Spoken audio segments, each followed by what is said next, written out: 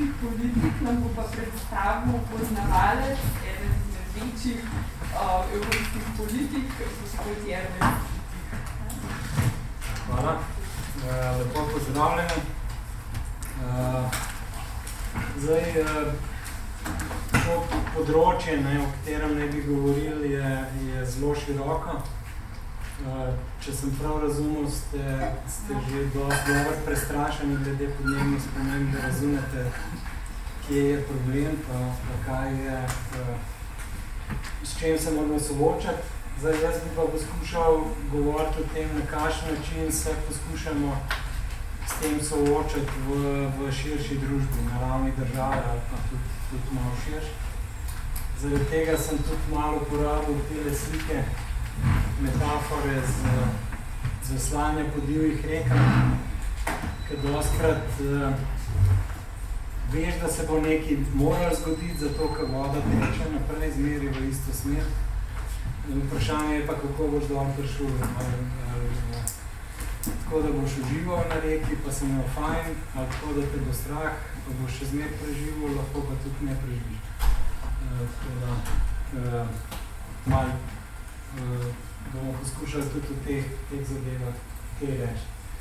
Zdaj, kdo sem jaz?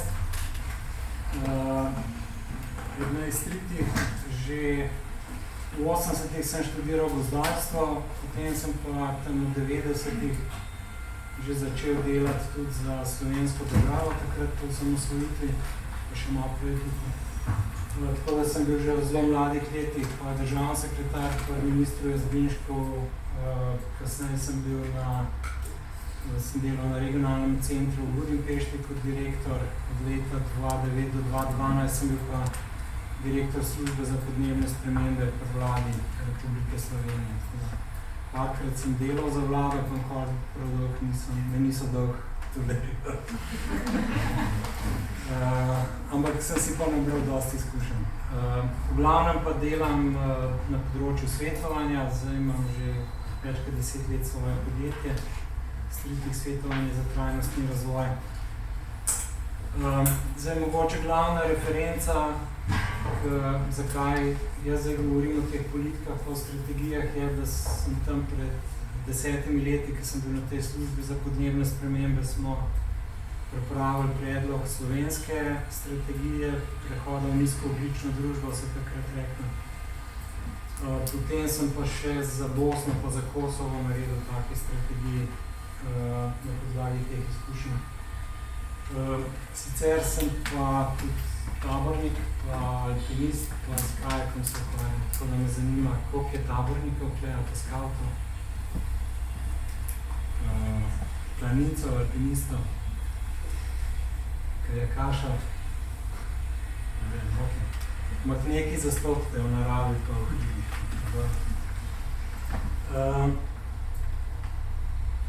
O čem smo pogovarjali?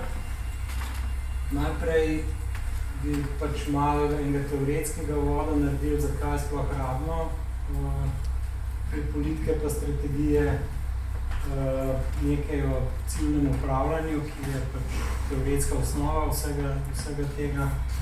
Potem je ideja, da bi vi same malo v skupinah nekaj naredili, zdaj ne vem, ste dobili dva PDF fajla, tista strategijo, ki sem jo jaz vodil, njeno pripravo 10 let nazaj, pa to strategijo, ki je letos Slovenski državni zbor sprejel. Tako da si lahko pogledate, kako te državne politike izgledajo, pa malo primerjate različne pristope, pa si svoje mnenje ustvarite okrog tega. Potem pa še malo več o tej praksi, kakšne orodja se uporabljajo, kakšni pristopi, na kaj treba misliti, na kakšen način se komunicira, kdo so deležniki, s katerimi se moramo ukvarjati pri teh zadevah. Zdaj, zakaj sploh se moramo ukvarjati s podnebnimi politikami pa strategijami? Tole je slika, ki so nam kazali, ki sem bil jaz na faksu, ko podnebne spremembe so bile nekje na obzorju kot problem, o katerem so znanstveniki začeli takrat govoriti, pa ga napovedati. Ampak takrat je bila zelo aktualna zgodba tako imenovanega rimskega kluba, ki so leta 68 že objavili knjigo Meje rasti in sicer so rekli, da so pač postavili neko tezo, da človeštvo ne more v nedogled rasti tako po številu prebivalstva, kot v smislu ekonomije in potrošnje. In napovedovali so, da se bo tam po letu 2000 zaradi zmanjšanja razpoložljivih naravnih virov, pa hkratnega povečanja industrijske proizvodnje pa prebivalstva, da bo prišlo do kolapsa svetovnega sistema. Tako da ta ideja, da prihaja katastrofa, ta je že nekaj časa v obtoku, že tudi v 19. stoletju so o tem govorili, tako da imamo že vsi nekje v glav, da bo konec sveta, pa da bo nekaj groznega, pa da bo šlo vse narobe, pa da človeštvo pač ne more tako iti naprej po poti tega hitre geometrijske rasti, kot smo zadnjih par stolet šli. Kje so imeli prav? Prav so imeli glede rasti pač industrijske proizvodnje, porabe virov in tako naprej, prav so imeli glede rasti prebivalstva, niso imeli pa prav glede naravnih virov. V bistvu, potem se je izkazalo, da bolj zmanjkuje naravnih virov, več jih najdemo, tako da še danes je premoga zemeljskega plina, nafte, rudnin čisto dosti za potrebe človeštva. Problem je pa, da onesnaženje, kar poraba teh virov povzroča, da nam to dela probleme. Da je tukaj planetarna omejitev, se pravi, omejitev podnebnih sprememb, pa še ne par drugih, ampak pač podnebne spremembe so danes pa pač koncentracija CO2 v zraku je nekje najresnejši problem. Za njim pa mogoče še potem biodiverziteta, pa zmanjševanje števila vrst, pa sploh zmanjševanje biokapacitete zemlje. To zadnje poročilo IPCC-a, ki je bilo objavljeno, pač ni nič novega za tiste, ki se že dolgo ukvarjamo s tem, ampak je bilo spet predstavljena koncentracija. Predvsem je pa bila senzacija za širšo javnost zaradi tega, ker se dejansko posledice podnebnih sprememb že kažejo. Če pogledamo požare v Ameriki, poplave v Nemčiji, požare v Sibiriji, vročino v arabskih deželah, skratka suše, pri nas smo imeli žled 7 let nazaj, pa potem sušo, pa pač ribadarja, pa propadanje gozdov zelo hitro in tako naprej. Skratka, podnebne spremembe niso več nekaj, kar je v prihodnosti, podnebne spremembe so že dejstvo, ki se mu ne moramo več izogniti. Vprašanje je samo, koliko slabo bo še ratalo. To je še odvisno, da se bo slabo, ali pa veliko slabše. In časa za ukrepanje zmanjkuje. Zdaj, drug teden se začne ta naslednja iteracija konference podpisnic globalne konvencije o podnebnih spremembah, ki je že skoraj 30 let stara, tudi 92 je bila podpisana, ki ni uspela še nič, mislim, so uspeli marsikaj narediti, ampak trenda še niso uspeli vrniti in zdaj se spet odloča o tem. Zdaj,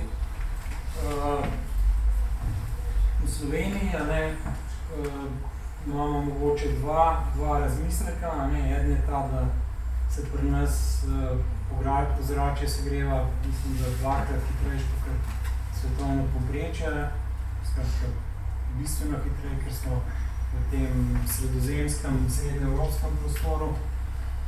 Druga stvar je pa to, da smo ena od najbogatejših držav sveta z visokimi emisijami na prebivalca, ne najvišjimi, ampak relativno visokimi, se pravi, imamo tudi kar veliko stopnjo odgovornosti, čeprav se včasih rečemo, se nas je samo 2 milijona, pa se ni pomembno, kaj mi delamo. ampak smo med tistimi državami, ki so bolj odgovorne za vse skupaj, tudi zato, ker se pri nas industrializacija začela že v 19. stoletju, se pravi, smo imeli korist od rabe fosilnih virov že 150-200 let.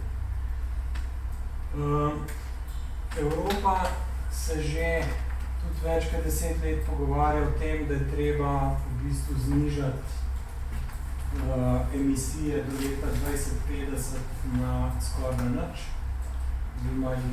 Zdaj, to je v bistvu pred 10 let graf, zdaj že govori o tem, da je treba čisto na ničlo spraviti ob upoštevanju tudi ponora v gozdovi in tako naprej.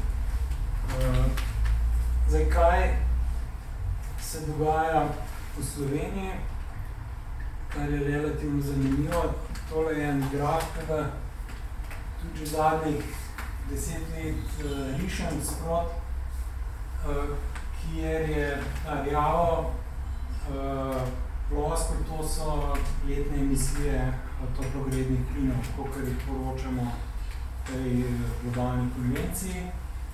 Te plave stolpci so družbeni bruto produkt kot indikator bogatstva, razvitosti družbe, če rečemo tega, pa blagostanja.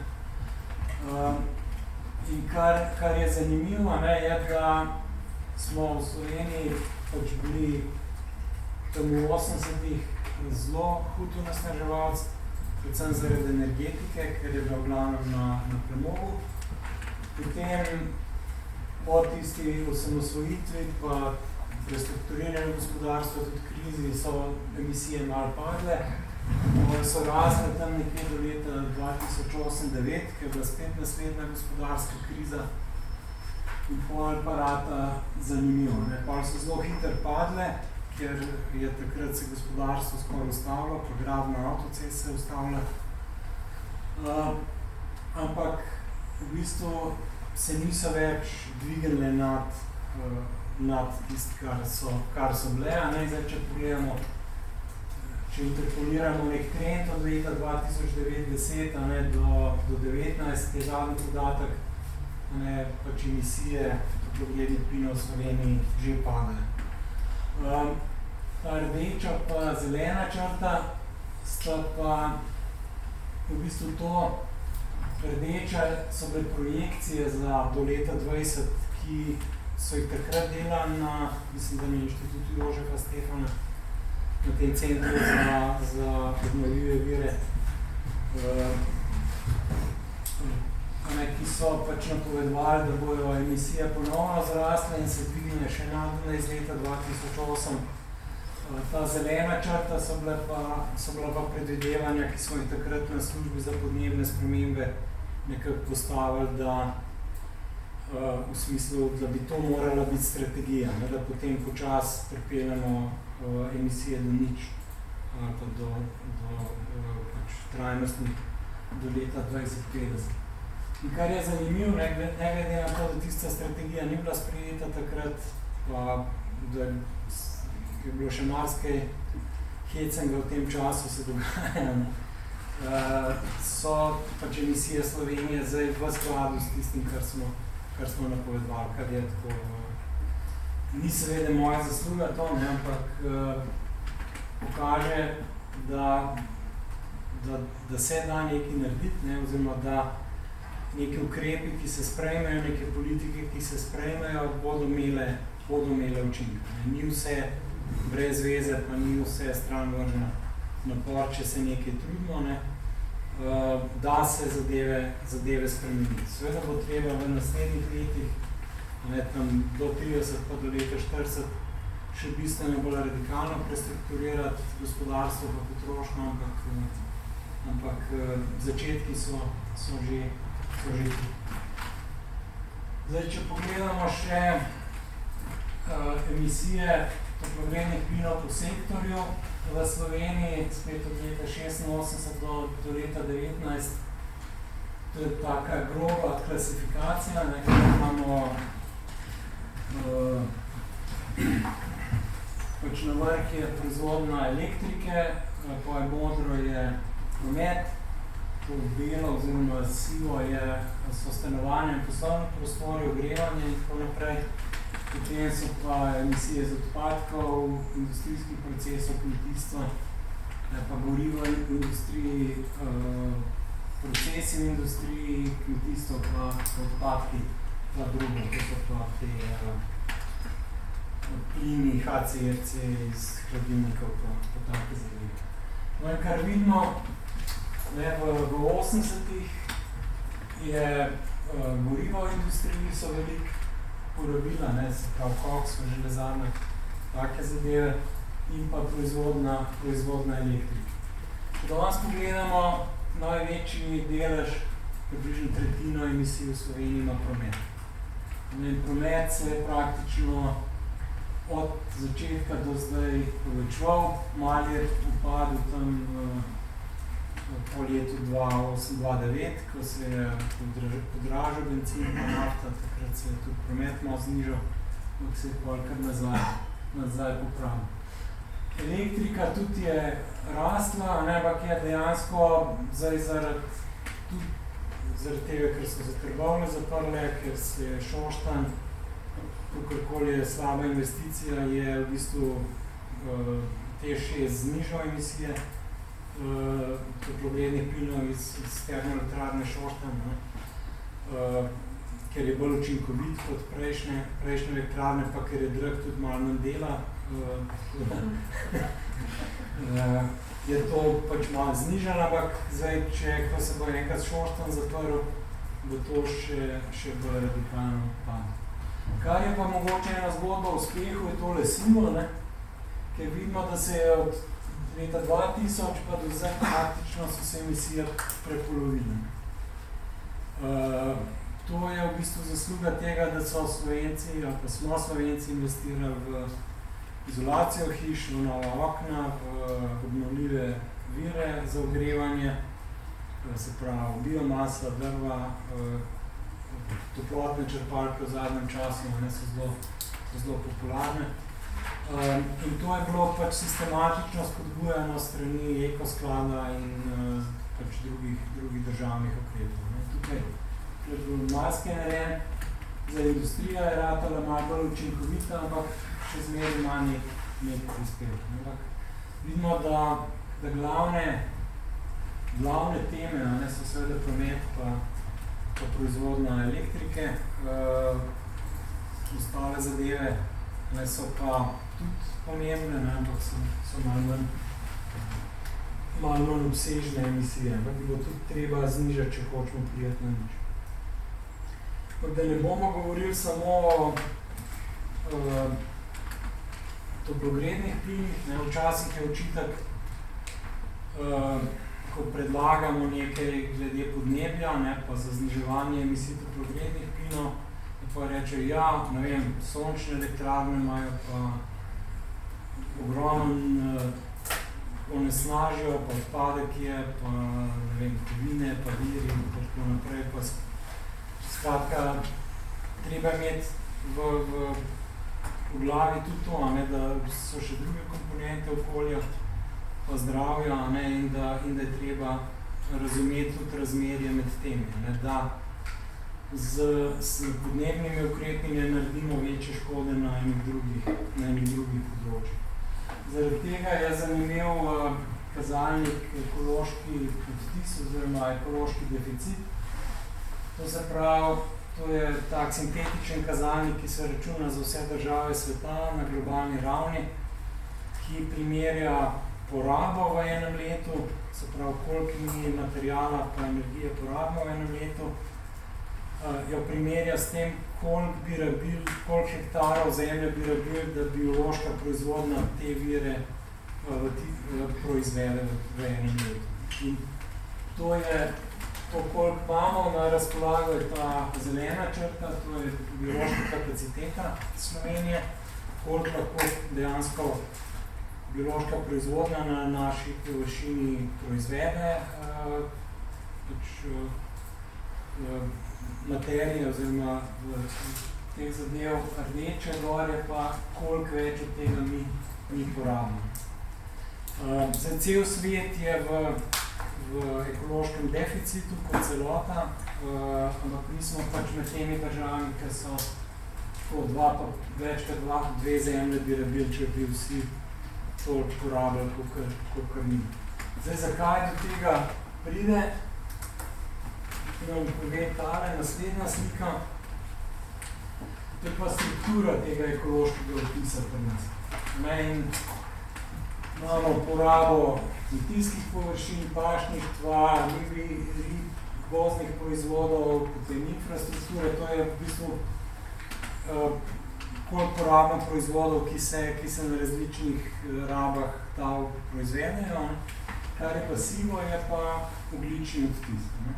In to je v bistvu to, kar mi zdaj jemljemo iz planetarne banke, fosilna goriva, nafto, premog, plin, ki so jih skozi milijone ali pa stotine milijone let so bili ustvarjeni z biološko proizvodnjo, ki se je pol skladiščila v geoloških plasteh, in zdaj mi to kurimo zadnjih 100-200 let, na veliko.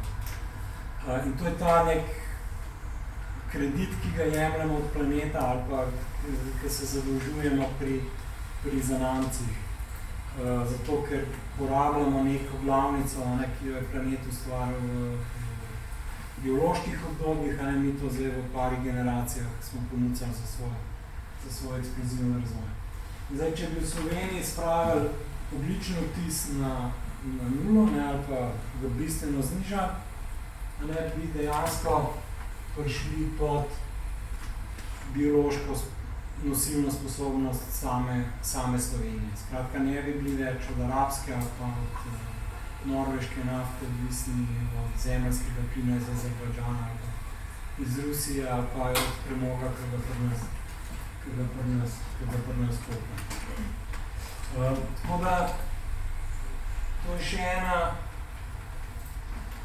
dokaz ali pa en razmislek, ki dejansko pove, da v tej naši generaciji, pa vaši, če bomo rešili vprašanje podnebnih sprememb, potem bomo še marsikaj drugega v pozitivnem smislu rešili.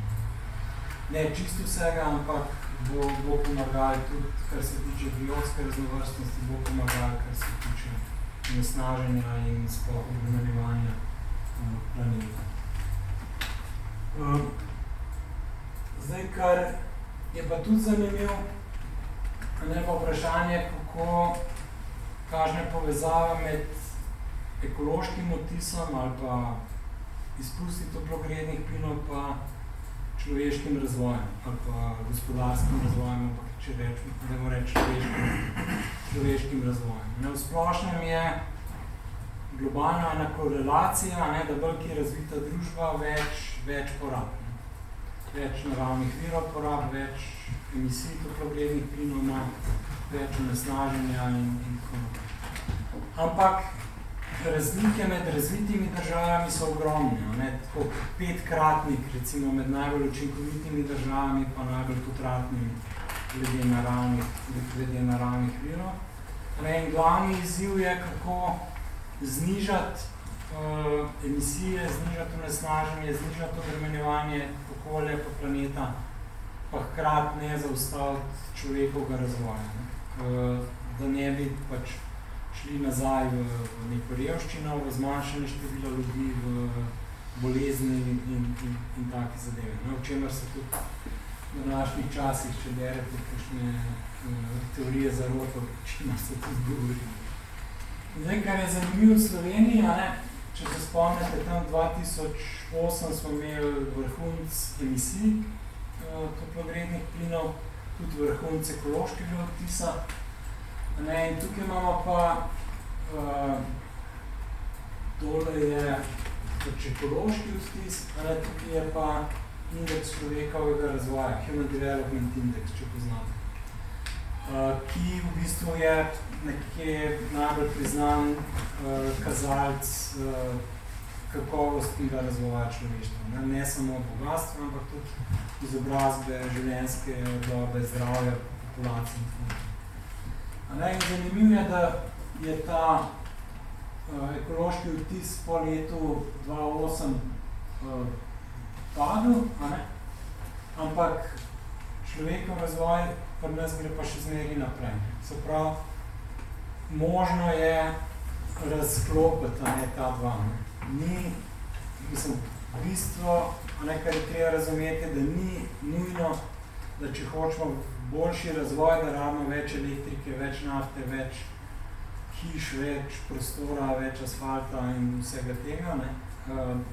Od neke stopnje naprej se da boljša kakovost življenja ustvarjati ali pa zagotavljati tudi brez povečevanja porabe naravnih virov ali pa povečevanja onesnaženja. In to je ena od glavnih komunikacijskih floskul, ki jo uporabljajo recimo zagovorniki raznih oblik energije, pa nasprotniki boja proti podnebnim spremembam, ki pravijo, če hočemo razvoj človeka, moramo povečevati obseg energije, moramo povečevati te zadeve.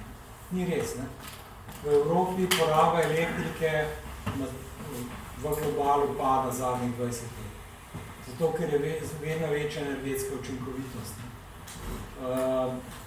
Skratka, možno je doseči ta razklop. In zdaj, te politike pa strategije boja proti podnebnim spremembam se morajo s temi vprašanji ukvarjati. Moramo nekako iti naprej od tega, da se sprašujemo, kakšne so emisije, kaj se bo zgodilo, če se še toliko poveča, pa če se ne poveča. To moramo vedeti, tega se moramo zavedati, ampak potem se moramo ukvarjati dejansko s tem, kako razklopiti to korelacijo med človekovim razvojem pa obremenjevanjem okolja, pa porabo virov. In to je glavni izziv, s katerim se te politike ukvarjajo. Ampak to seveda ni zelo lahko, ker ljudje smo pohlepni, pa bi radi imeli zmer več, pa zmer bolj enostavno, pa radi imeli čim bolj enostavne komunikacije. Ampak zdaj prej sem omenjal gorištvo, pa taborništvo, pa bivanje v naravi, pa tako naprej, Mogoče bi poskušali razmisliti eno prispodobo tega, kje je zdaj človeštvo. Predstavljali si, da smo pač za skupino ljudi na vrhu od enega od teh hribov, kjer nas je čez noč zasnežil. In zdaj imamo tam skupino ljudi, ki pač mora nekako priti v dolino, da bo preživela. Na kakšen način se lotiti zdaj tega, da bomo prišli v dolino?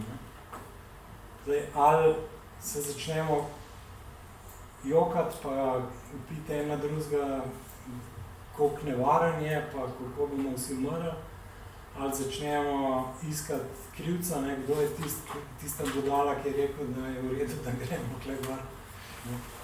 Ali se probamo zorganizirati, pa razmisliti, kako bomo dol prišli, pa se med sabo motivirati za to, da bomo prišli v dolino, pa en drugemu pomagati, da bomo vsi skupaj prišli v dolino. In to je približen nek model, po katerem se pač razmišljanja tečejo danes v svetu. In ves čas imamo ta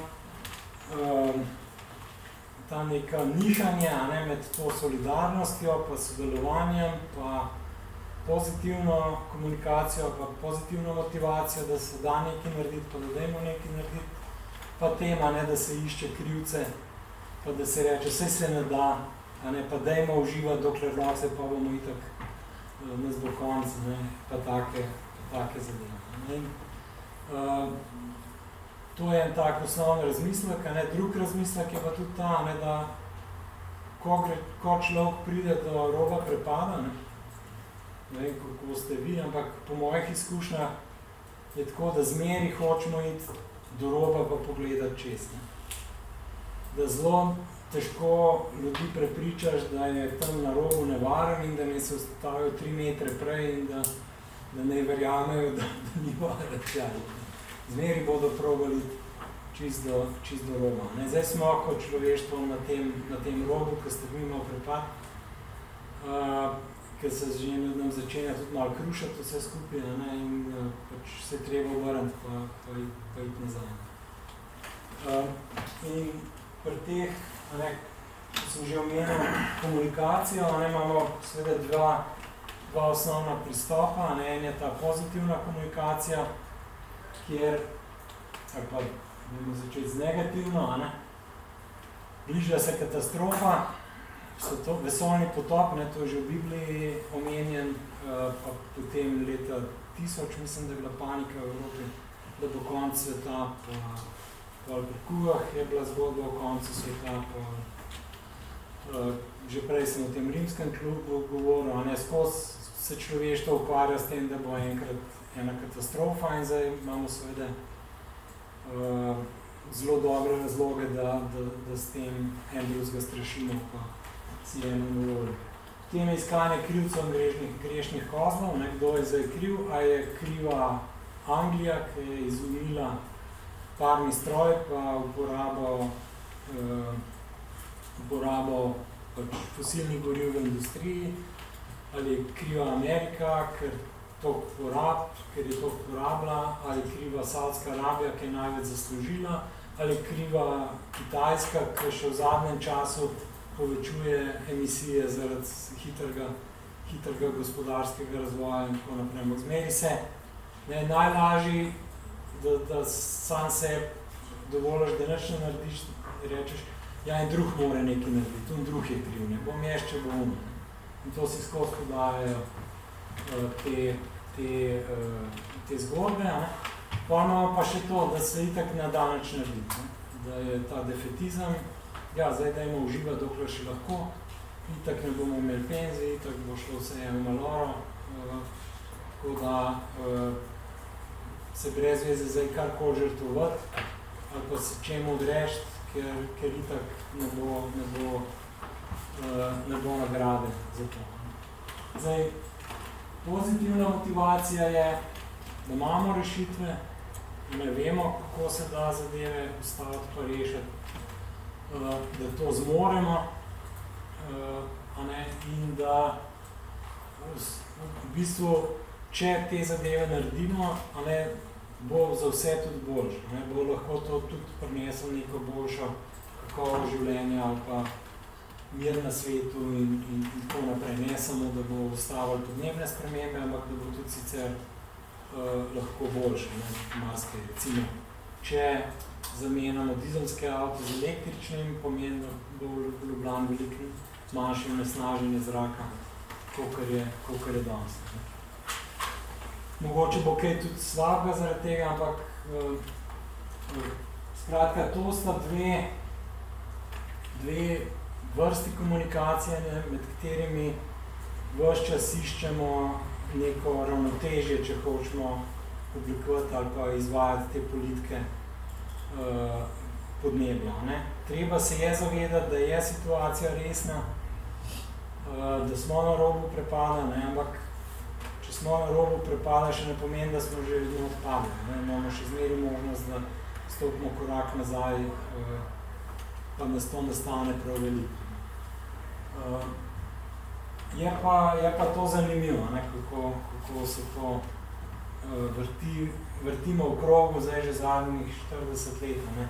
Po teh napovedi, da bo katastrofa do tega, ali se da kaj narediti, ali se ne da, pa zelena rast, pa zeleni razvoj, je pa ta ideja, da se da v bistvu podnebne spremembe izkoristiti za naslednji korak v razvoj človeštva pa izboljšanje kvalitete življenja. Zdaj, ko delamo politike, oziroma ko se odločamo, glavnem na državni ravni, ali pa tudi v podjetjih, ali pa v velikih organizacijah, imamo nek tak krog odločanja, kjer recimo na začetku postavimo strategije, postavimo cilje, kaj hočemo doseči, potem za to zagotavljamo vire, da bi to lahko dosegali. Pripravimo projekte, s katerimi bomo to dosegali, jih izvedemo, spremljamo, kaj se dogaja in potem vrednotimo, ali smo dosegli to, ali smo prav zastavili, ali smo narobe, ali treba kaj popraviti. In potem na osnovi tega vrednotenja spet spreminjamo strategijo ali jo pa izboljšujemo ali pa kakorkoli. Skratka, to je nek proces razmišljanja, pa tudi delovanja ali pa odločanja v državnih organih ali pa v politiki nasploh ali pa v družbi, s katerim lahko pridemo potem do nekih ciljev, če govorimo o politikah pa o strategijah. Pri tem imamo pač tri nivoje hierarhične. Ta zgornji nivo je strategija, pa naslednji je taktika, tretji je pa najbolj izvedben je pa sama tehnika. Spet, če gremo nazaj v hribe, strategija je, na kater vrh hočemo priti. Taktika je, kdaj bomo šli, po kateri poti bomo šli, v kakšni skupini bomo šli, koliko nas bo šlo skupaj, kaj bomo vzeli sabo, vodo, hrano, opremo, obleko in tako naprej. Tehnika je pa pol sama hoja, plezanje, pač uporaba opreme in tako naprej. Ravno tako je pri teh strategijah, politikah, podnebnih ali pa kjerikoli drugih. Ločiti moramo med tem, kaj je strategija, se pravi odločanje o tem, v katero smer gremo. In kaj je potem taktika, s katerimi ukrepi bomo to dosegli, bomo do tja prišli.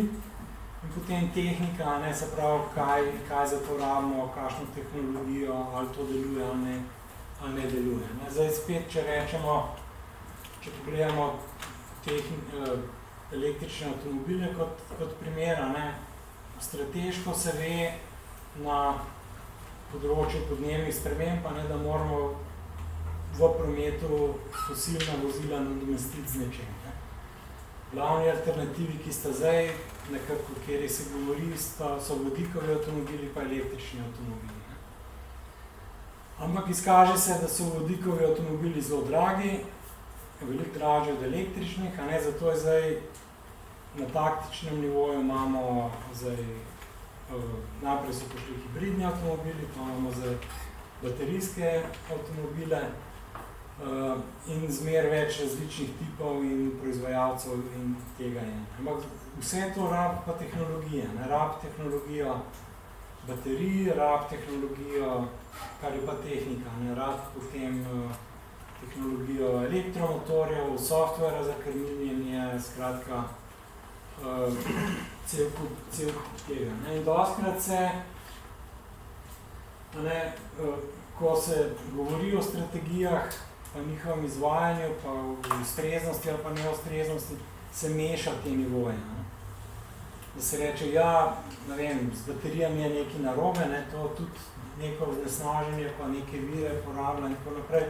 Zaradi tega je cela strategija, da moramo ukiniti fosilna prevozna sredstva napačna. Ampak seveda se te ljudje ne vprašajo, koliko naravnih virov pa fosilna vozila porabijo, pa koliko onesnaženja povzročimo z črpanjem nafte, prevozom njenim in kurjenjem in tako naprej. Skratka, to so pač ene, dobro je imeti to malo razčiščeno, ko na tem delamo, da vemo, o čem se kdaj pogovarjamo. Ali se pogovarjamo o strategiji, se pravi, ali strategija je to, da bomo do leta 50 prišli na ničelne emisije, oziroma do leta 30, da se bo znižalo to, da se bi znižale emisije za 50, 55, 40, to je debata o strategiji. Taktika je pa, kjeri so te ukrepi, s katerimi lahko to dosežemo, tehnika je pa, kako točen bomo to izvedli. Ampak teh zadev ni dobro preveč mešati. In to druga težava, do katere pridemo pri načrtovanju takih politik pa strategij, je vprašanje, ali se osredotočamo na probleme ali se osredotočamo na cilje. Zdaj,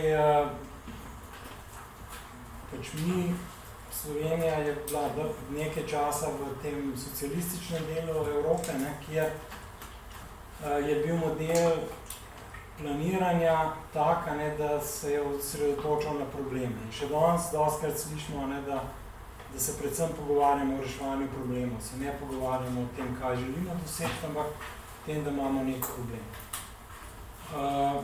In ideja tega je bila, da pač, če ugotovimo, kaj je narobe, kaj je problem, pa kakšni so razlogi za to, da imamo problem, bomo tudi ugotovili, kako ta problem rešiti, in kaj je končno stanje, rezultat je, da nimamo več problemov. Pri ciljih je pa vprašanje, kaj želimo doseči, kam hočemo priti, kakšna je pot do tja, kako to dosežemo, kaj za to potrebujemo. In zdaj, razlika je ta, da tukaj, če se osredotočamo na probleme, pač ne bomo imeli problema, ampak ne vemo pa, bomo pa tam, kjer smo, oziroma ne vemo, kam hočemo priti. Če pa si postavimo cilj, da hočemo priti na vrh ene gore, pač bomo tja tudi prišli.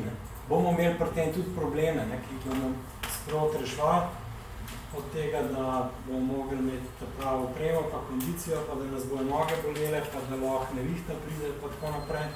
Ampak vedeli bomo, kam hočemo priti in na koncu bomo tja tudi prišli. Zdaj, skratka, jaz poskušam zmeri svetovati, da se dajmo na cilje osredotočati, ker potem je veliko bolj učinkovito. Če se pa osredotočamo na probleme, se pa tudi pol vrnemo v tisto negativno način komunikacije. Skratka, imamo problem in zdaj se na ta problem fokusiramo. Zdaj, če boste kdaj recimo vozili kajak, bo ena prvih stvari, ki vam bo vodnik ali pa učitelj rekel, če je recimo v vodi skala, ki se je treba izogniti, on bo rekel, ne gledati ovire, ne gledati tiste skale, ki se hočeš izogniti, gled tja, kamor hočeš iti. Mislim, to je čisto taka osnovna psihološka, ampak tudi motorična zadeva. Človek ponovadi gre tja, kamor gleda, kamor obrne glavo. Ne gre nekam drugam. In če gledaš v oviro, ker se bojiš, da se boš vajno zaletel, se ti veliko večja verjetnost zgodi, da se boš dejansko vajno zaletel. Zdaj, če se osredotočamo na probleme pa na cilje, imamo spet to, kar sem že rekel, pri problemskem vodenju, poudarek na slabostih pa na tveganjih. Končno stanje je, da nimamo problemov, ampak to je v bistvu taka negativna špirala, kjer ne vemo, kam bomo prišli. Bomo prišli, kamor nas bo podnesel. Če pa ciljno vodimo, potem pa izmeri poudarek na prednostih, pa na priložnostih, skratka na tistem, kjer smo dobri, in kjer vidimo, da lahko izboljšamo, in tam postavimo cilje in zaradi tega se dejansko zadeve tudi lahko izboljšujejo in dosežemo pa željeno stanje.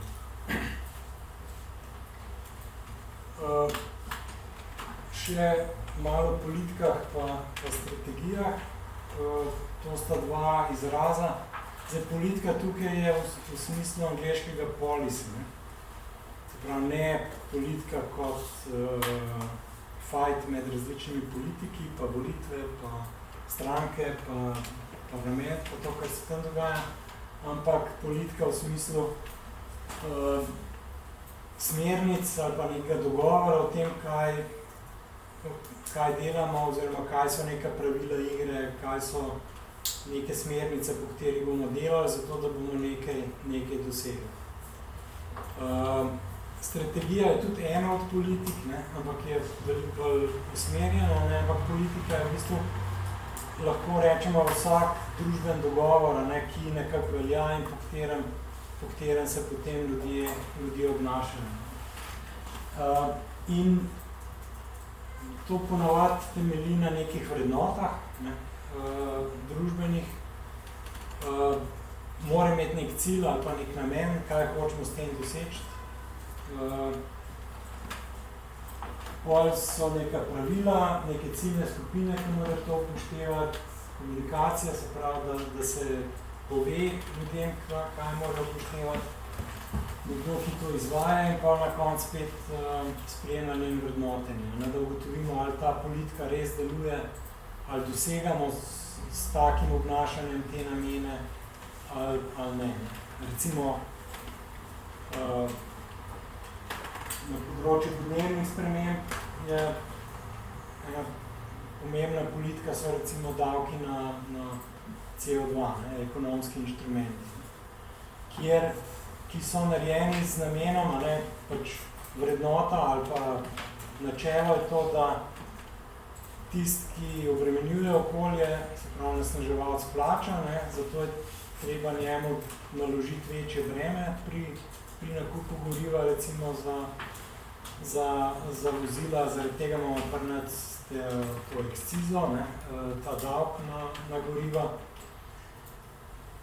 In pač vsi to plačujemo, ko tankamo avto, ne, in pač je nek sistem in če gledamo nazaj, ne, na te spremembe v emisijah toplogrednih plinov iz prometa, ne, je kar v veliki korelaciji s tem, kakšna je bila politika davkov v različnih državah.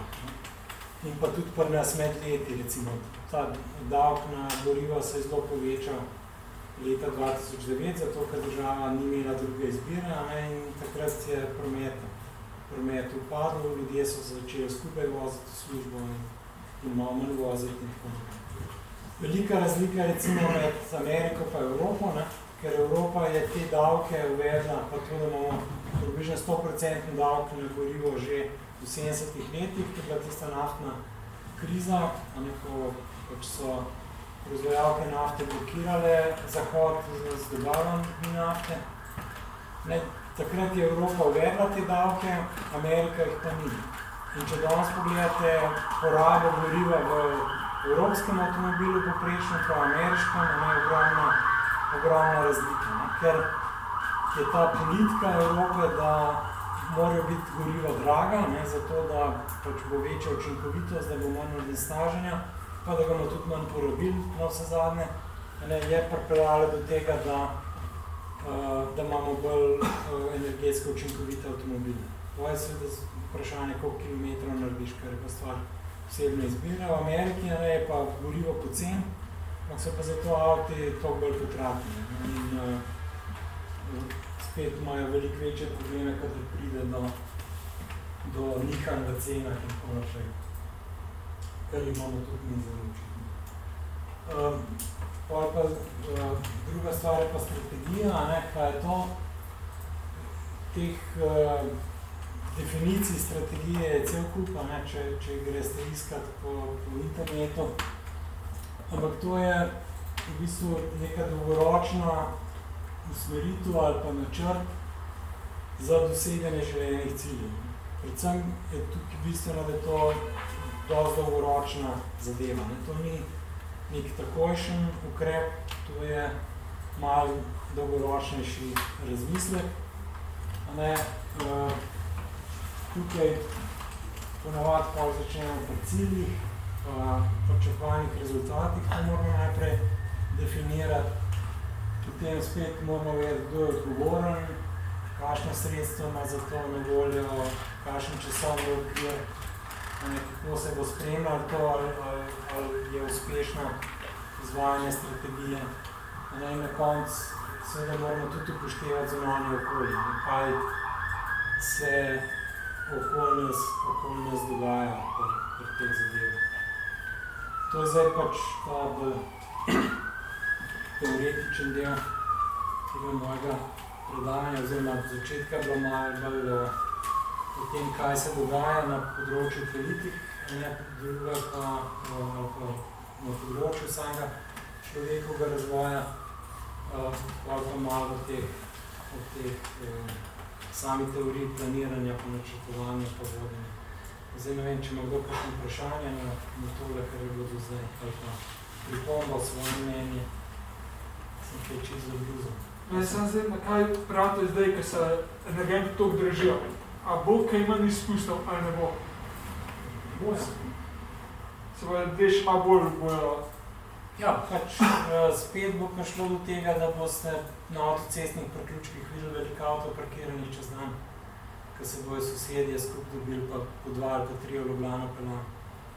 Kakšen izlet manj bo, pa tako naprej. Mislim, to se v glavnem vidi. Cena energentov pa izpusti so zelo v korelaciji. Zato je tudi na koncu najmočnejši ukrep za zmanjšanje toplogrednih plinov je obdavčevanje ali pa plačila za onesnaževanje, za CO2. Za velike onesnaževalce je to ETS v Evropi, pa trgovalna schema s pravicami do emisij, za osnovne uporabnike so pa to davki na gorivo. Zdaj, če bodo te cene višje, bo poraba manjša, tudi to. Do zdaj, mislim, meri se ta korelacija. Vprašanje pa je, koliko je to družbeno sprejemljiv, pa koliko je to pravično. Ker če vi živite v eni državi, kot je Slovenija, kjer mlada družina brez osebnega avta ne more funkcionirati normalno, da bi otroke v vrtec peljala, pa hodila v službo, pa tako naprej. Če vam to podražijo, vam res onemogoče življenje. Če bi živeli v Švici, imate javni prevoz tako dober, da lahko vse opravite tudi z javnim prevozom, pa z biciklom.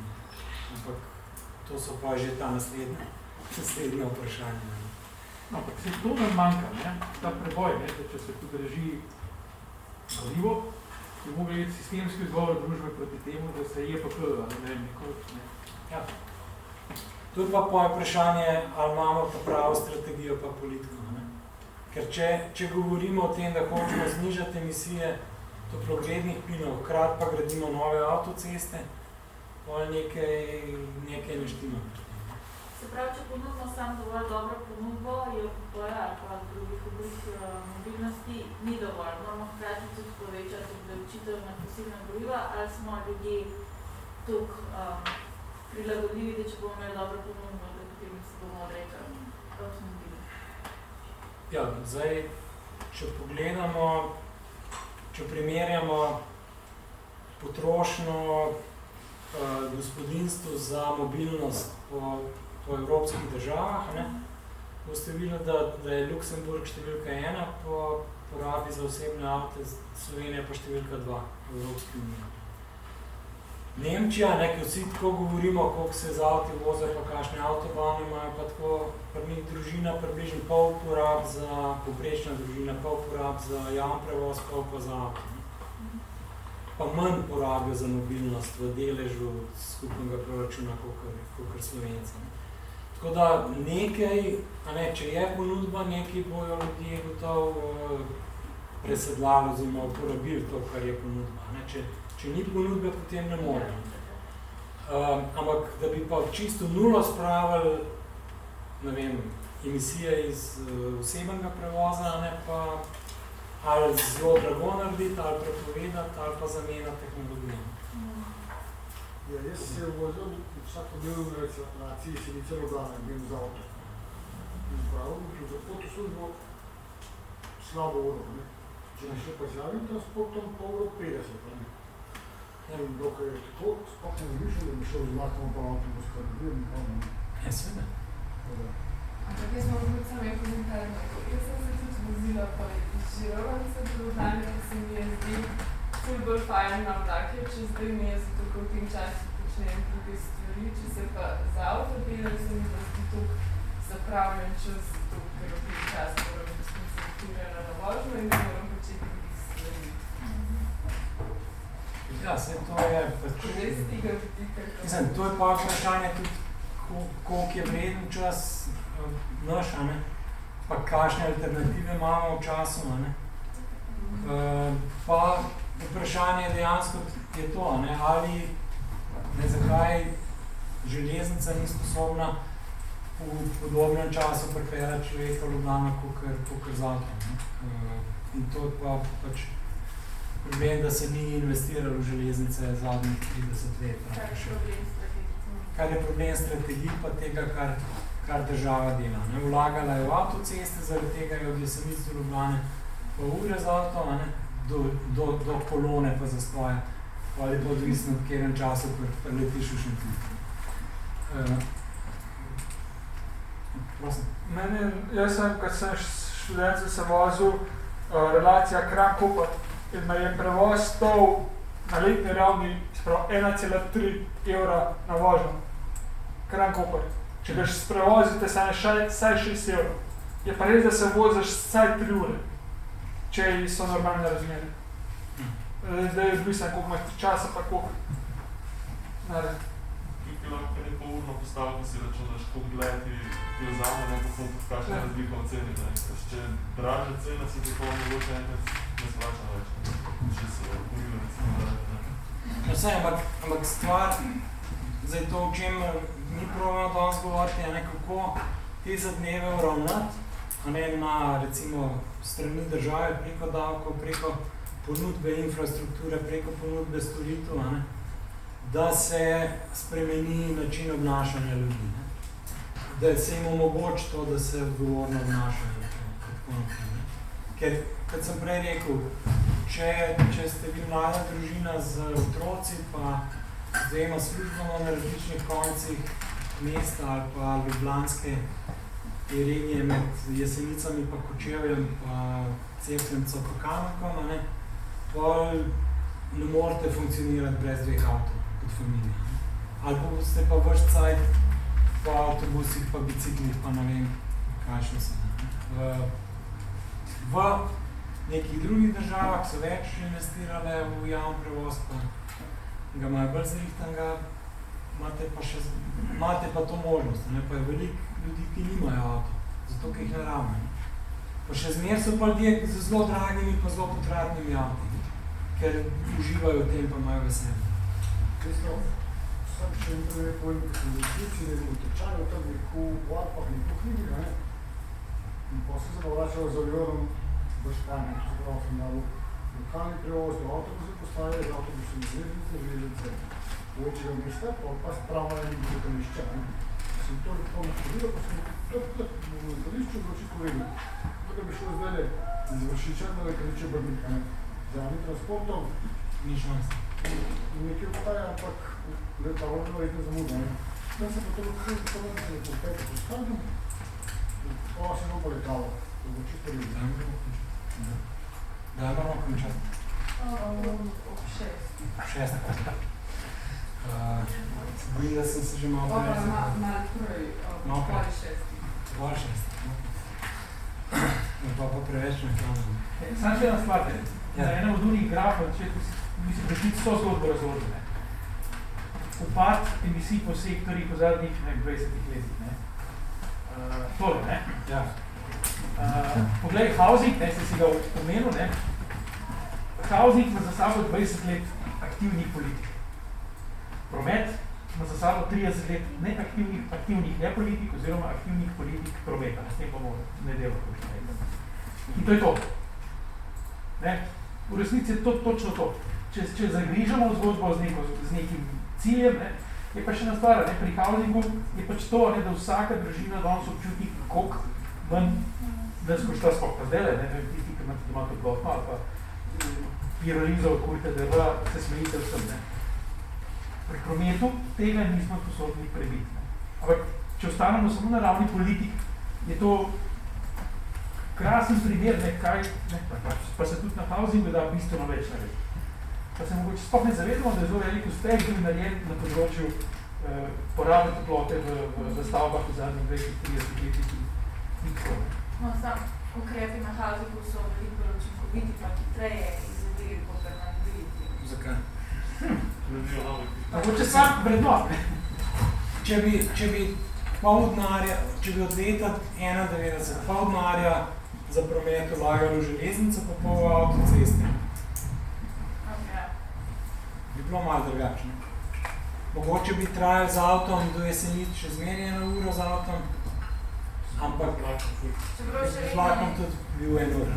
Mislim, jaz sem bila včerajšnja na predstavitvi iz Inštituta Jožef Stefan, ker so pač delali te scenarije pa projekte, glede prometa pa emisij. In oni ne glede, mislim, oni pač, kakor so računali, to so vse pač številke pa predvidevanja, ampak tudi če se pač naredi dvotirnost železniških prog, pač ogromno teh ambicioznih ukrepov izpelje, še vedno ne bomo dosegli zmanjšanje emisij dovolj hitro. To govorimo po vsem letu 2050. Prav 40 letih ne bomo, 30 ne bomo dosegli ciljev. 30 letih bomo ogromno denarja vložili v promet, hkrati pa pač ne bomo dosegli teh ciljev. Se pravi, če bi začeli prej, tudi mogoče ne bi bila to rešitev. Če je rešitev res v zmanjšanju pač poti. Tukaj je zdaj spet. Korona zdaj naredila svoje zoomom pod komak. Ja, če smem še jaz. Ja, tukaj gre za te projekcije, ki so delali na okviru projekta Climate Path. To je še enako projekt, ki je zbral ministrstvo pa pravzaprav IES pa še nekaj drugih deležnikov. Ja, in oni so v bistvu računali tudi, kakšen je potencial različnih ukrepov pri zmanjševanju prometnih emisij. So pač zdaj njihov rezultat je, ki ga jaz v črevesje ne poznam. Videl sem sam končne te njihove rezultate, je, da v bistvu Model Split, torej če bi mi premaknili te prometne tokove v železnice, ima precej nizek potencial v Sloveniji, pa tudi zmanjševanje tega traffic demanda, to je potrebe po premikanju, po mobilnosti, ima prav tako majhen, dokaj majhen potencial. Mislim, jaz sem bil zelo presenečen, ko sem te številke videl. So pa pač njihova teza pa je, oziroma izračun, da je pravzaprav največji potencial v elektrifikaciji. To zdaj jaz podrobnosti ne vem, ampak sem predvsej presenečen, moram reči, ker to pomeni, da tudi v bistvu mi se nismo dotaknili še tega traffic managementa, skratka, zakaj se ljudje sploh vozijo.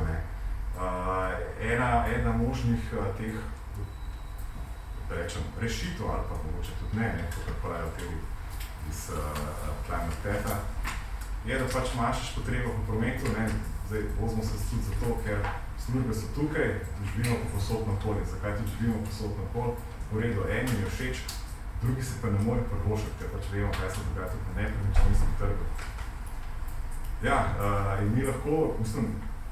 mi bi lahko denar za avtoceste za ves ta beton, preusmerili v železnice, lahko pa tudi v več stanovanj, in bi se znižali cene nepremičnin. Ampak kot rečeno, zdaj njihovi izračuni. Gotovo je, Slovenija ima danes tako strukturo prometno pa poselitveno, da je zelo težko narediti javni prevoz zelo privlačen pa konkurenčen. To je gotovo, ampak nekaj se da narediti in gotovo, če ćemo tole resno obnižati, so električni avti ta glavni ukrep. Problem tam pride pa če, ali pa ker je vožnja z električnim avtom bistveno ceneje kot z benzinskim, zato ker še ni davka ni cestnine, ni davka na elektriko za avto, so zastonno tankate, oziroma polnite nekje. Lahko prije do tega, da se bo ljudje še več vozil, ker bo imela enkrat avto kupna, se bo skoraj zastonno voziti vsak kilometer. In se lahko zgodi, da bo še več povpraševanja po novih cestah. Zaradi tega mislim, da je bolj pomemben povečevanje ali pa izboljšanje ponudbe javnega prevoza ali pa spreminjanje strukture naselja, bolj v tem, da se zmanjša povpraševanje po prevozu. Zdaj smo že v Matejevem predavanju nedeljskem prevozu. Samo zdaj, če avtomobili bomo verjetno pripravljali tega, da bomo več kilometrov naredili, da bomo lahko nekaj stvari počeli. Ja, je tudi vprašanje materialne intenzivnosti, če ti rabiš tono kovine okoli sebe, zato da se peleš ali malo manj na vlak in tako. Ampak, skratka, to so ta vprašanja, ne, s katerimi se ukvarjamo pri politiki. Zdaj, jaz sem malo precenil, koliko časa imam na razpolago, tako da Katarina vam je poslala 2 PDF-a z tisto strategijo, ki smo jo napisali, pa jo vlada ni sprejela leta 2012, pa to, ki jo je zdaj sprejel državni zbor. Tako da, zanima se, kdo kaj pogledal te stvari, ste to že kaj brali sicer, ali pa če ste zdaj kaj pogledali?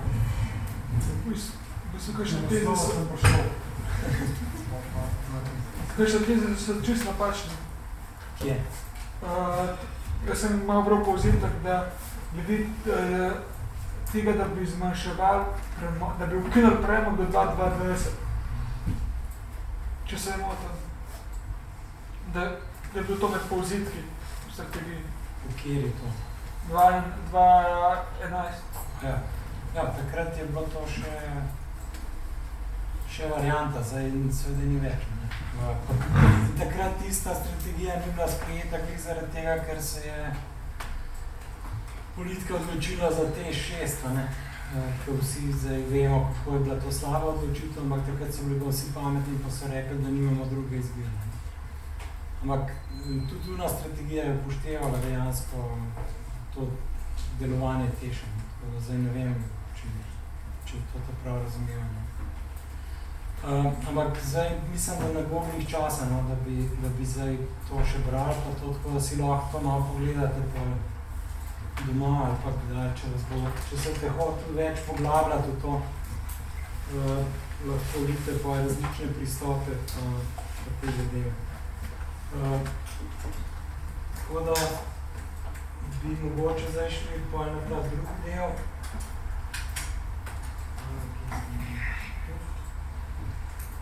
Kaj v bistvu, če delamo neko strategijo, zdaj ali za državo, ali za občino, ali za podjetje, ali za univerzo, ali kogarkoli, pa hočemo v bistvu narediti, v bistvu taka analiza, taka strategija, najprej morate temeljiti na neki analizi stanja. V primeru podnebnih strategij je to pač poznavanje tega, kaj se dogaja na podnebju, kaj je treba narediti, koliko je treba znižati emisije do kdaj, če hočemo doseči stabilizacijo segrevanja, po drugi strani pa tudi razumeti te zadeve, o katerih smo se mi pogovarjali prej. Kje imamo največje emisije, zakaj so take, a se jih da zmanjšati, a se jih ne da zmanjšati, kaj je dražji, kaj je ceneji, kaj se bolj splača, kaj je bolj učinkovito, kaj je bolj lažje. Potem se dostkrat v teh strategijah delajo primerjave različnih scenarijev. Se pravi, da si probamo zamisliti najprej, če nič ne naredimo, kako bo šel razvoj naprej, a bo šel, se bo promet še povečeval, ali se ne bo, ali bo bolj učinkovit rato, manj učinkovit, ali bojo nove tehnologije, kakšen bo njihov pomen in tako naprej. Pa delamo pa scenarije za ukrepi, se pravi, da probamo nekaj spremeniti, da bi dosegli svoje cilje, pa kaj je treba spremeniti pri politikah, da bi te cilje dosegli. In tukaj potem lahko naredimo več različnih poti, trajektorij ali pa scenarijev, če rečemo temu, kaj se zgodi, če nekaj naredimo na prometu, na stanovanjih, kot smo rekli, na energetiki, če ukinemo premog v energetiki, pa ga nadomestimo s čim drugim, če recimo zamenjamo premog s plinom, če zamenjamo premog s soncem, skratka različni scenariji. Potem pomemben je, da postavimo vizijo pa cilje, se pravi, kam hočemo priti.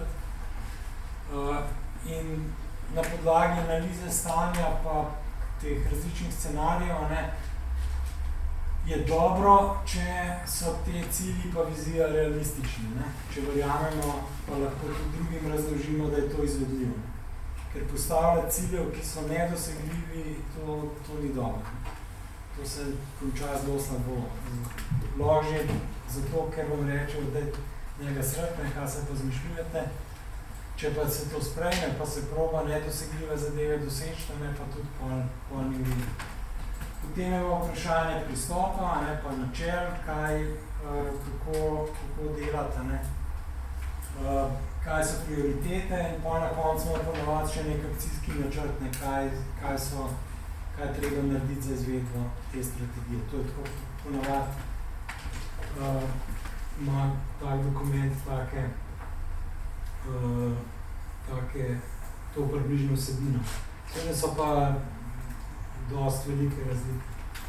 Zdaj, pri teh podnebnih politikah tudi skozi že od vzpostavitve te podnebne konvencije, pa potem recimo tudi zdaj v evropskih dokumentih ali pa skozi prakso, se je razvil kar nekih načel, ki jih moramo upoštevati pri teh ukrepih, ali pa ki jih je dobro upoštevati.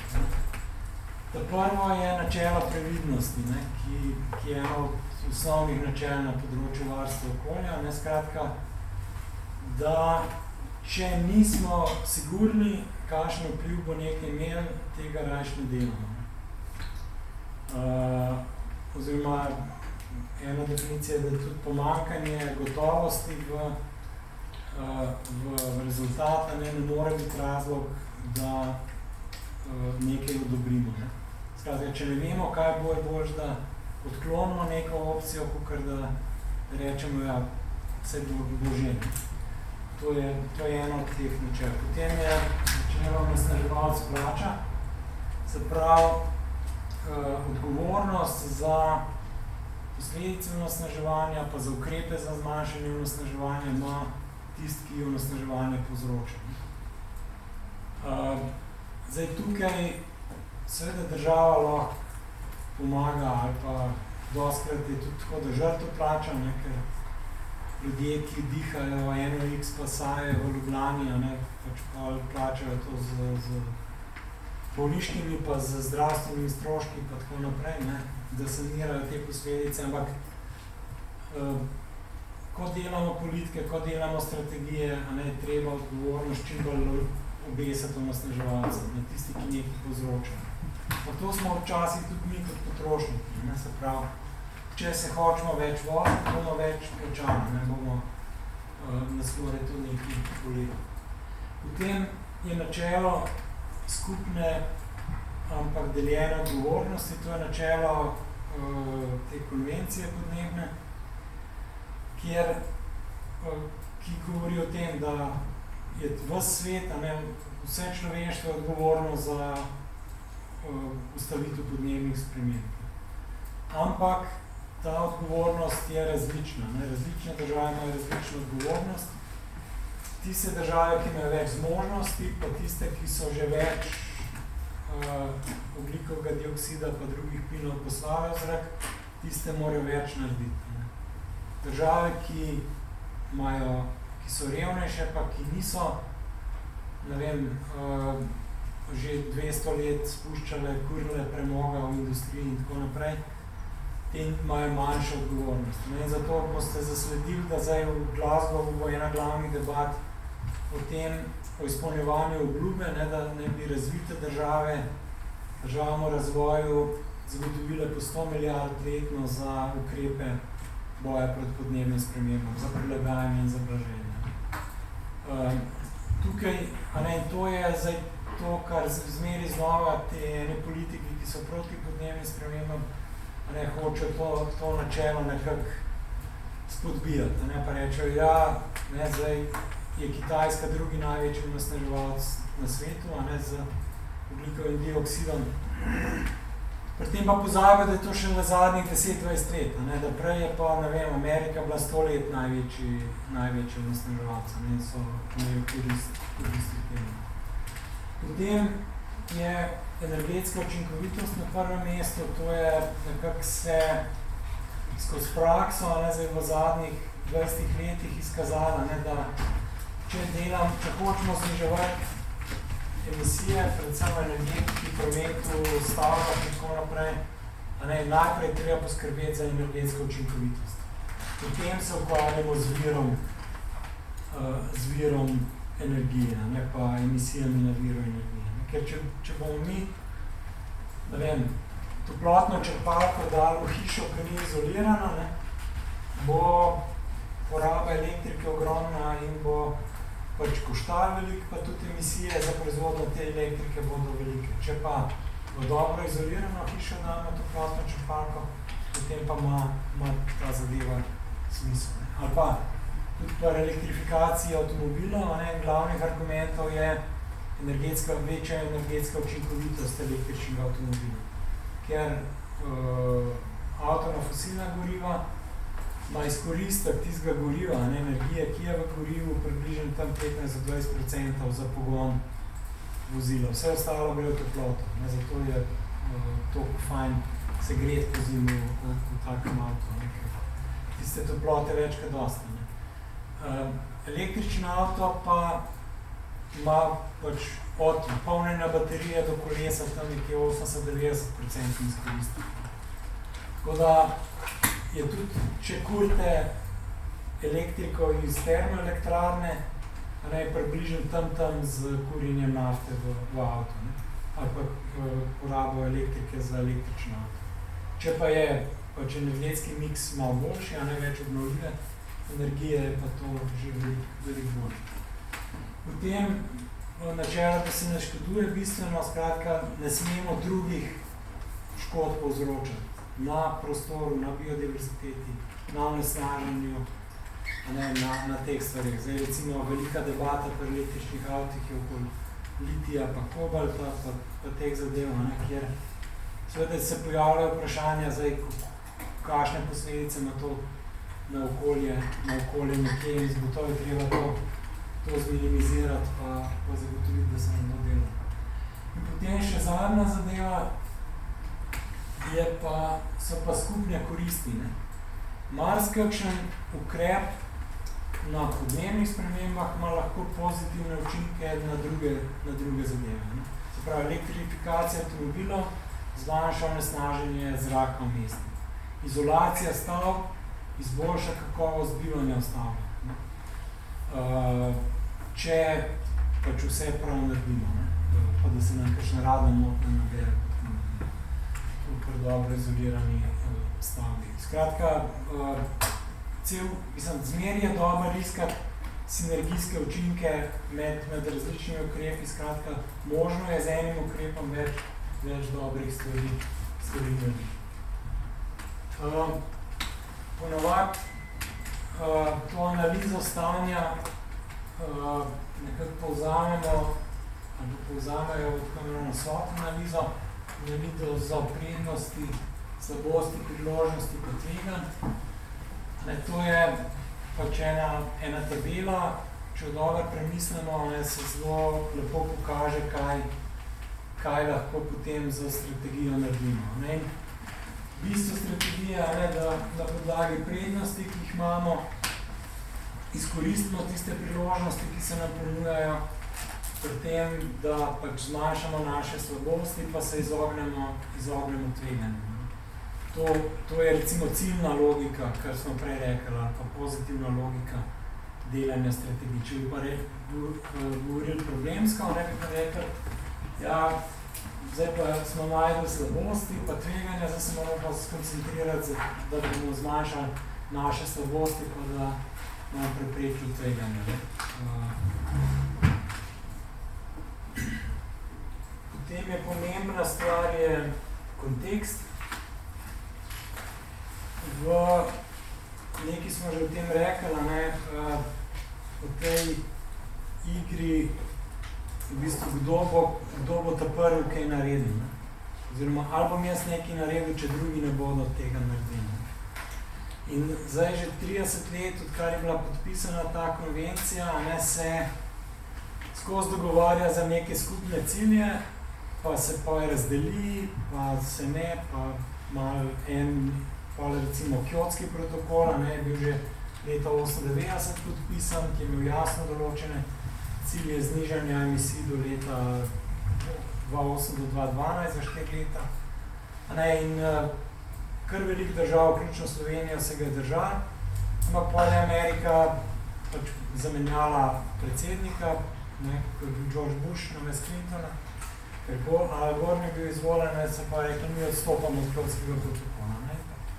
Se spet javno novo vse skrb začeli. Zato je v Evropi zelo fajn, da se na cel kontinent nekako skupaj dogovarja o tem, kaj pa kako. Zato, ker pa nimamo težav s tem, s konkurenčnostjo do sosednjih držav in tako naprej, ampak tudi globalno je pomemben, da se bodo te zadeve, da bojo približno vsi enake stroške pa enake težave nosila tega prehoda. Je pa tukaj še drug pogled, ki je pa, kdo pa lahko zmaga, kdo pa lahko izkoristi ta prehod. Zdaj, če gledamo spet električne avte, Nemčija se je veselo upirala temu, nemška avtomobilska industrija, in zdaj so pač Tesla, pa Korejci, pa Toyota, že desetletje naprej v razvoju pred njimi, in zdaj nemška industrija to lovi. In skratka, pa še Kitajska tudi, ki so šli na električne avte agresivno, in zdaj imajo zaradi tega prednost. Tukaj pride cel kup različnih zgodb, v smislu konkurenčnosti, pa konkurence med državami v igro. In je treba nekako paziti na to, da so napori nekako ustrezno razporejeni, pa tudi da koristi, da so nekako ustrezno razporejeni, da nimajo samo eni koristi, eni pa stroške. S tem, ker pol tudi politično zadeve ne bodo delovali. Potem imamo dostkrat, delamo različne scenarije, o tem smo že prej nekaj govorili. Zdaj, recimo gor so te zadnji scenariji od IPCC-a, kaj se bo dogajalo s temperaturo. Glede na različne nivoje ukrepov, te recimo so pomembni za prilagajanje na podnebne spremembe. Tudi da se vprašamo, po načelu previdnosti, tudi če verjamemo našim voditeljem, da bojo uresničili scenarij 1,9 stopinje segrevanja ali pa 2,6 stopinje segrevanja, da bojo ustavili emisije, še zmer iz previdnosti boljše računati na kakšno večje segrevanje, če že delamo ukrepe prilagajanja. Tukaj imamo pa recimo simulacije različnih ukrepov za recimo to strategijo, ki smo leta 10-12 delali, kjer je bil to business as usual, pa različne trajektorije, kako znižati emisije radikalno do leta 50. Tukaj obstaja danes kar nekaj modelov različnih metodologij in tako naprej za vse te zadeve in je pač dobro to malo preštudirati, preden se določi točne cilje pa izbere ukrepov. Zdaj pri izbiri ukrepov, tudi kar doskrat ljudje ne pomislijo, je, da zmanjševanje emisij je lahko v bistvu profitabilna zadeva. In to je ena krivulja, tako imenovana McKinseyjeva krivulja oziroma krivulja zmanjševanja cene, zmanjševanja emisij po ukrepih, kjer imamo na levi strani ukrepe, ki se nam splačajo sami po sebi. Recimo, če varčno žarenco, LED, diode damo namesto starinskih žarenc, potem imamo v življenjski dobi te LED diode veliko ekonomsko korist. Do 100, kar so računali na $100 na tono CO2 imamo plusa, nam ostane denarja v žepu. Potem imamo, pač so razporejeni te ukrepi po tem koliko nas stane oziroma koliko koristi nam dajo. Tukaj imamo ukrepe, ki so profitabilni, ne? Potem se pa začnejo ukrepi, ki nekaj stanejo v življenjski dobi, ne? In so do približno cene 60 evrov na tono CO2 razporejeni. Ne? In to pa potencijala, koliko gigaton CO2 letno bi lahko s temi ukrepi pošparali. In ko delamo strategije, pa politike, je to zmeri najlažje se sfokusirati na ta del, kjer vemo, da bo zadeva v plusu. In to je tudi zgodba, kar je Matej prej govoril o teh izolaciji pa energetski sanaciji slovenskih stanovanj pa hiš, kjer dejansko ljudje vejo, da se jim to splača, ker bojo manj dali za kurjavo, manj bo koštalo to letno. Imaš investicijo, ki se ti povrne mogoče v 5, 10, največ 15 letih, ampak že manj plačuješ. Zato je tam lažje zadeve narediti. Če moraš pa delati zadeve, ki pa nekaj stanejo, se pravi, recimo v prometu, kjer je treba investirati v železnico ali pa v avto, ampak recimo že avti so hibridni, so že tukaj v plusu, ker manj stane pogon pa gorivo. Tako da je dobro videti, kjeri ukrepi so taki, ki se sami splačajo, sami po sebi, in ki jih je treba samo malo spodbuditi, malo zaklanirati, pa bojo laufali, kjeri pa res nekaj stanejo, kjeri treba potem nekaj denarja v to investirati. Zdaj, tisti je bila krivulja z leta 13, to je ta Mednarodna agencija za energijo, pri OECD-ju letos objavila, ki je malo bolj realistična, ki kaže razpone cen ali pa stroškov. Skratka, stroški so odvisni od lokacije, od trga, od celega kupa zadev, ampak spet imamo kar veliko ukrepov, kjer je povprečje recimo pod ničlo. Se pravi, da je strošek negativen, se pravi, da imamo plus iz tega ukrepa. In če se vprašamo, zakaj recimo v Sloveniji se vendarle emisije znižujejo, čeprav mogoče nismo zadovoljni z državno politiko na tem področju, se znižujejo ravno zato, ker se ljudem splača zmanjšati emisije, ali pa podjetjem se splača zmanjšati emisije. Splača se vlagati v energetsko učinkovitost, splača se vlagati v cenejše vire energije.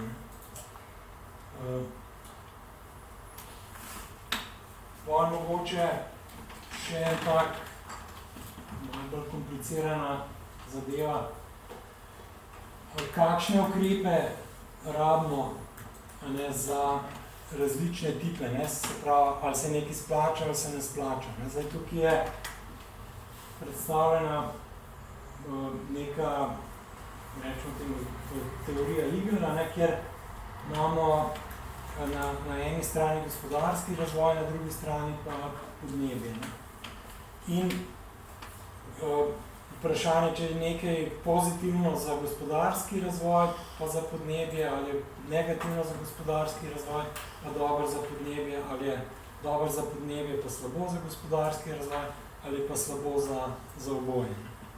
To so te 4 škatle, tukaj minusi in plusi. Zdaj, če je nekaj slabo za gospodarstvo in za podnebje, to pomeni, da ne bodo obstala, da je to neka kriza, ki jo je treba rešiti, ki je treba nekaj narediti.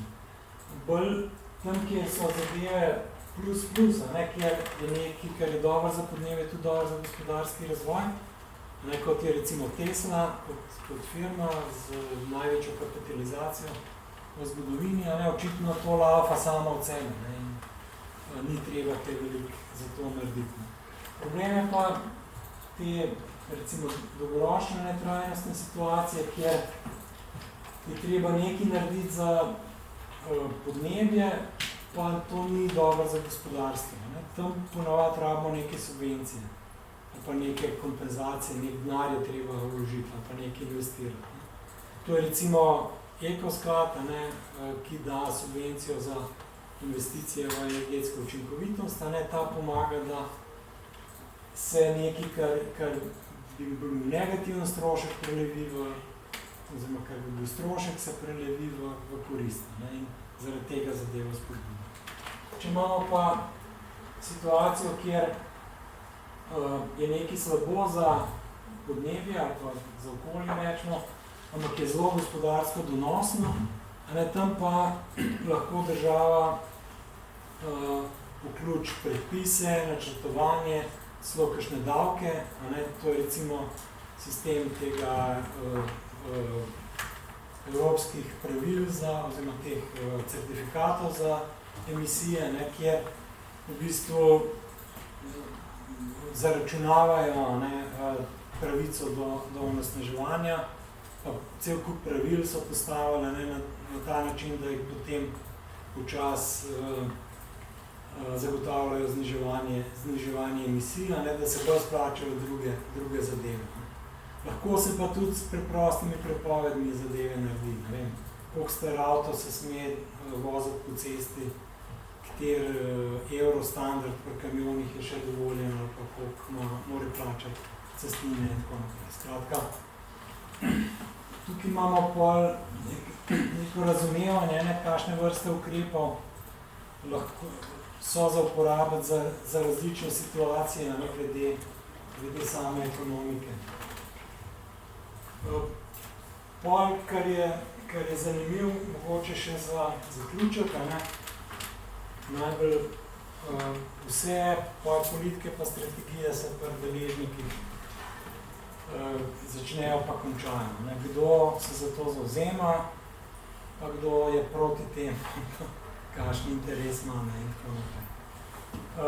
Tukaj je nekaj naštetih, imamo splošno javnost, ki seveda ima interes za to, da dobro živi, ampak ima tudi včasih malo konfliktne interese, kar smo že prej govorili okoli želje, okoli načina življenja. Potem imamo civilno družbo, bolj ali manj organizirano, spet z različnimi stališči, državne organe, gospodarstvo, razne interesne združenja, strokovnjaki so dostikrat pomembni. Na koncu se pa vse konča v bistvu dveh skupinah, ki sta ponavadi najbolj glasni pa najbolj vidni v tem procesu. Eni so ugrabitelji in bi jim jaz rekel, te, ki se želijo koristiti na račun tega. Zdaj, kar ste mogoče zasledili pri debati o tej podnebni strategiji, ki je Slovenija letos sprejela, da je tam noter omenjena možnost gradnje drugega bloka jedrske elektrarne. Skratka, gospoda na čelu z ministrom za okolje, ki je bil prej v službi na NEK-u, oziroma v Genu, ki je lastnik NEK-a, si je postavila zdaj kot je izkoristila podnebno strategijo za to, da so upravičili to, da lahko razvijajo projekt jedrske elektrarne.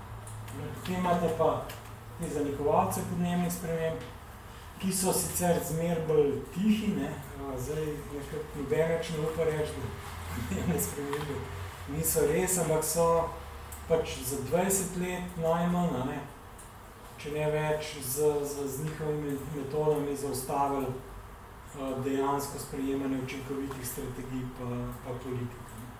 In tukaj v tem si lahko kar dosti preberete, mislim, da so prav knjige napisane do tega, da je Exxon, največja naftna firma, že v 70-ih letih imel lastne analize, kaj bo s podnebnimi spremembami, ki so, če jih danes beremo, so boljše, kot je bilo pa takrat tisto, kar je uradna znanost pisala. Bolj so vedeli, kaj se bo zgodilo, ampak so pa investirali denar v to, da se je relativiziralo vse skupaj, pa se je mogoče ni res, pa ni človek res kriv, pa sončni cikli so krivi, pa ne vem, kaj še vse je bilo zgodb, pa se je lansiralo, Pa pol na Ala Gora sem se spravil, ki je napisal tisto knjigo tam leta 2004-2005, da on je pa diletant, pa da pojma nima, pa tako naprej. Skratka, to je recimo bila tudi zgodba tiste strategije, ki smo leta 2010 do 2012 pisali, da na koncu se je z neko medijsko kampanjo,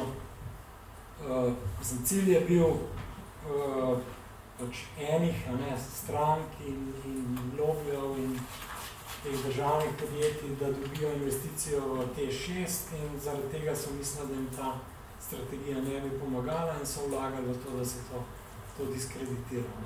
Pa je imela pač vlada izgovor, da ni nič naredila, pa naslednja vlada je pa spravila projekt Teša skozi. Naslednjega pa zaprla. Naslednjega pa zaprla. Ja, lahko bo že ista vlada spet zaprla. Koliko gre za nehita. Pa takrat smo opozarjali, da bo to nasedla investicija, ampak je šel vlak naprej. Tako da, s temi zadevami se je treba ukvarjati,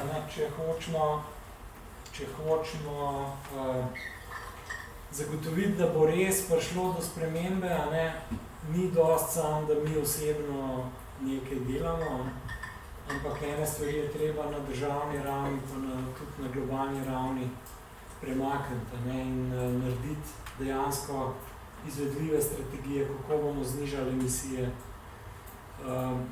Čisto dosti je raziskav, podatkov, analiz, ki pravijo, da se to splača, da bi je to dobro, da ne bo veliko štal, da bo to povečalo gospodarsko rast in tako naprej.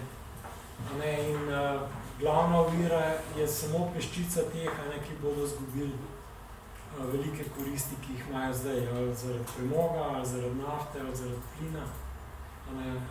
Če greste gledati financiranje republikanske stranke v Ameriki od bratov Koch, ki sta glavna lastnika te premogovne industrije tam bila, je to bolj ali manj jasno. Tudi pri nas, če greste gledati, iz katerih logov prihajajo te kritike, bojo zmeri povezani z energetskimi podjetji, ki hočejo svoj položaj monopolni obdržati. Tako da, jaz bi, ker smo že malo čez čas, bi s tem zaključil, pa mogoče, če je še kakšen komentar, vprašanje in nekaj.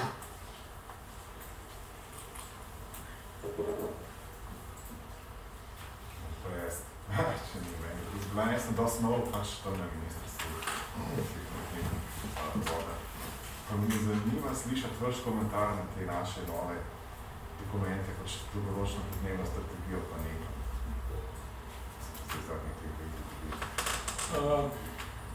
Ja, mislim, zdaj ta dolgoročna strategija je v bistvu veliko teksta za malo odločitev. V bistvu je povzela NEPN, pa ga potegnila do leta 50, pa noter se da vedeti. Zdaj, pri NEPN-u sem bil zraven pri celoviti presoji, tako da na koncu sam NEPN je, mislim, da dober dokument, je pa bil tudi delan s figo v žepu. Tam je bil glaven boj pri celoviti presoji glede Savske verige elektrarne, kjer so energetiki trdili, da je to treba narediti. Kot presojevalci na CPV smo pa rekli, glavno vprašanje ni proizvodnja elektrike, glavno vprašanje je energija na prometu. Se pravi, elektrifikacija prometa, javni prevoz, te zadeve, kar smo prej govorili. Tam je polovica energije v Sloveniji gre danes v promet. Mogoče še to, da paste, ko se govori v medijih o energiji, da se zmeri mena elektrika pa energija, pa nikoli ne veš, kaj mislim. Polovica energije v Sloveniji je nafta, ki jo uvozimo za prevoz po cestah. Druga polovica je pa vse ostalo, biomasa, to je elektrika. Ampak to se ponovadi meša. In ja, v bistvu so ustrezni ukrepi v dokumentu noter, sam izvesti bo treba. Problem je pa, da se zmeri znova v Sloveniji denar daje v zadeve, ki se sami po sebi ne bi splačali. To je bila Savska veriga elektrarna, ki je bila zgrajena z vodnim skladom, pa s podnebnim skladom, pol je Teš, ki je spet z državno garancijo zgrajen in zdaj probavajo še jedrsko zgraditi na ta način. Čeprav je v bistvu naravno, pa preden bo zgrajena, bo že 20-50. Če gledate trenutne projekte jedrskih elektrarn v gradnji v Evropi, koliko časa traja gradnja, pa koliko koštaja, pa kakšne težave so s tem. Tako da, mislim, je boljš, da jih imamo te strategije, kad da jih nimamo. Problem je pa, da se v Sloveniji zmeri te partikularni interesi noter, nekako pretaknejo te državne strategije.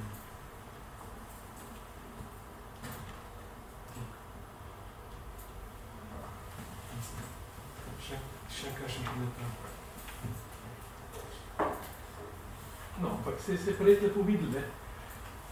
Tudi strategijo 11 smo presegli, ne? Ja. No, mislim, mogoče je to optimističen komentar, ne, da se splača delati strategije, tudi če niso uradno potrjene, ne, ker to le pomeni, da se neki ljudi pa s tem sooč, pa tako naprej, ne, pa mislim, globalno gledano pa problem podnebnih sprememb ta, ne, da na koncu dejansko imajo vodilno vlogo nove tehnologije, ne. Ker se toliko časa vlečejo te ukrepi, ki bi jih mogli že zdavni sprejeti, ne, da so v tem času pač neka vlaganja v raziskave na to temo, ne, že zgenerirala te nove, bolj učinkovite tehnologije, kot so recimo električni avti, pa mislim, cel kup drugih tehnologij na energetske učinkovitosti, pa fotovoltaika, ne, da zdaj že same tehnologije svojo ekonomiko ženejo zmanjševanje emisij, ne, da jih ne poganja toliko neki državni ukrepi pa prisila pa to. Je pa, ne vem, tam 20 let nazaj, mislim, da Lester Brown, kdo je izračunal, ne, da bi za vse investicije, ki so bile takrat potrebne za zmanjšanje emisij toplogrednih plinov, 4-letne obrambne proračune sveta rabili. Prav, če bi ta denar, ki ga vlaga vse države sveta v vojsko, za 4 leta namenil za podnebne spremembe, bi vse dorejen. In če gledate danes vojaške analize, ne, kaj je glavnih dejavnikov tveganja za konflikte, ne, so podnebne spremembe. Vsak general bi to povedal, če je kakor to pošten. In tudi ve se, da je Sirija čisto posledica podnebnih sprememb. Ta državljanska vojna v Siriji. CIA je to naredila analiza. To popolno, ne, pa strategija samo se naredila, ampak pa če trajate dolg čas, pa je se začne izvajati, ne. Ja. Mislim, kak primer je vzvozem skoro gleda, ne, mislim, da se lani stoletju se po 30 letih dokončno zedili. 50-ih. No, se da po tukaj letih, po 30 letih, kako ne bi šla, pa da je vse pošljivo. Ampak zdaj pa treba še to izvajati, ne. Zdaj pa to traja ena naslednja, ne vem koliko let, 10 let, ne. Ja, to je pa vsaj škofjeloško sem naredil. Pa severno blejsko. Ja, mislim, to je, mislim, strategija mora biti, če jo delamo, mora biti kakor to realno. Če to sam seznam želja, pa da pomaga dosti. In to je treba premisliti, kaj je realno, kaj ni.